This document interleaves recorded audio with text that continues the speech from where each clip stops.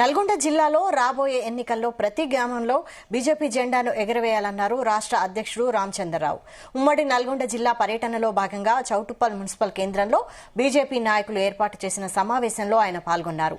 తెలంగాణలో కాంగ్రెస్ పార్టీ ప్రజా వ్యతిరేక విధానాలను అవలంబిస్తోందని, ఇచ్చిన హామీలను నెరవేర్చకుండా ప్రజలను మోసం చేస్తున్న కాంగ్రెస్ పార్టీని ఎందుకు గెలిపించాలనుకున్నామని ప్రజలు బాధపడుతున్నారని అన్నారు.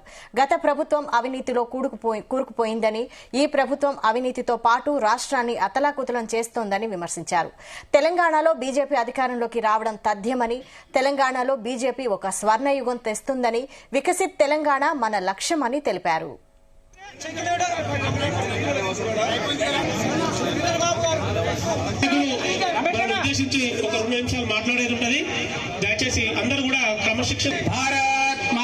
వాసులు కాబట్టి ఈ జిల్లాకు మీరు న్యాయం చేయాలి కాబట్టి, ఈ జిల్లాలో భారతీయ జనతా పార్టీ బలోపేతం కావాలి కాబట్టి మీరు పర్యటన నల్గొండ నుంచి మొదలుపెట్టని చెప్పేసి పార్టీ నాకు అనుమతించింది.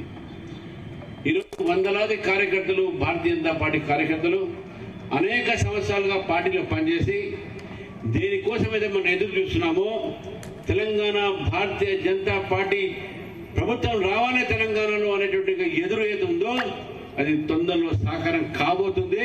మీ ఉత్సాహం చూస్తుంటే నాకు ఇక్కడ స్పష్టమవుతా ఉంది. నల్గొండ జిల్లాలో ప్రతి గ్రామంలో కూడా భారతీయ జనతా పార్టీ జెండా ఎగరాలి.